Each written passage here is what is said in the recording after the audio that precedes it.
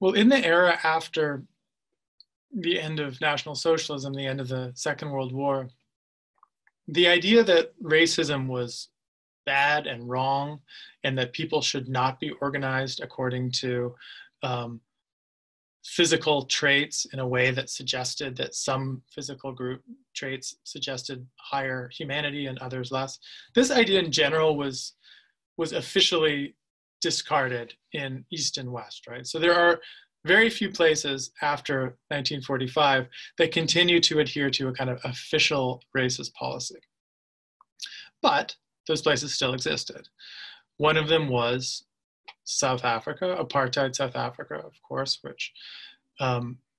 even as the rest of the world moved towards an official kind of stance of anti-racism, they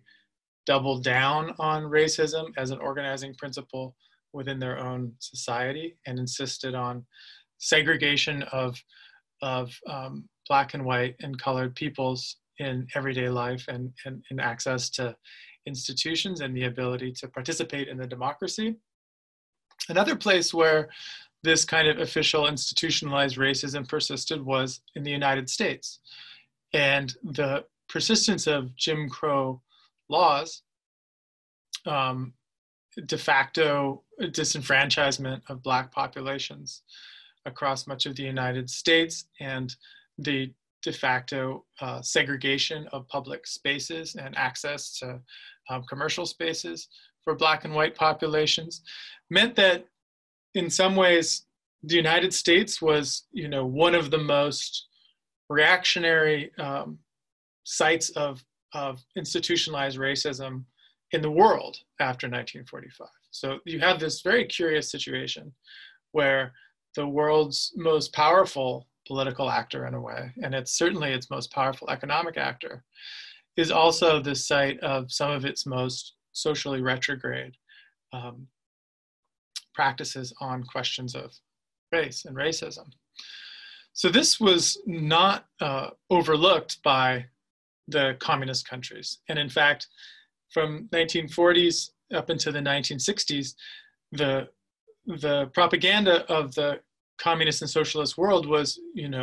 rightfully filled with outrage over the persistence of the practice of racism in the United States. And they absolutely hammered them on the exclusion of Black students from white schools, from the exclusion of Black people from the practice of voting, the practice of participation in public life. These all became, huge points of publicity for communist and socialist countries, including East Germany, of course, about the superiority of the socialist system, which practiced actual anti-racism in their way of thinking, and the United States, which spoke a language of equality and liberty, and yet continued to subjugate parts of its own population. Historians have written about this at great length, and some of them have made the convincing case that, in fact, this pressure from the socialist world is part of what helped to not only inspire things like the civil rights movement, but also to pressure the United States as a government to begin to respond to the demands of those civil rights actors, in the sense that they didn't want to be embarrassed in front of the sort of the international community through this continued barrage of propaganda from socialist countries, but also thinking again of the need to kind of woo and win favor with global South or so-called third world countries, right? If the Soviets or the East Germans could come into,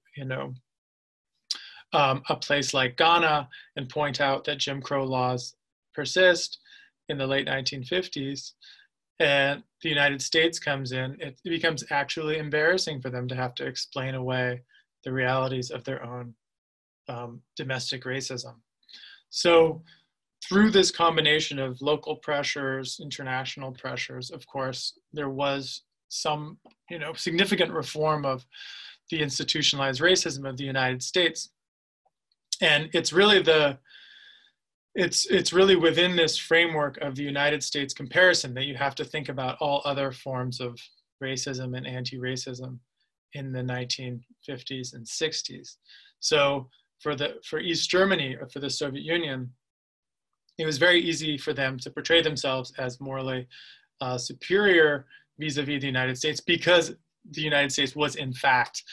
doing such a terrible job on reforming internal racism in its own country. Does that mean, however, that East Germany was then somehow a genuinely anti-racist country, or was itself free of racism per se? No, it doesn't. In the early years of East Germany, there were ways in which the Jewish population in East Germany, for example, was subject to exceptional scrutiny and even persecution, because there was an idea that Jews somehow had a prior loyalty to Israel, and as Israel became more closely allied with America,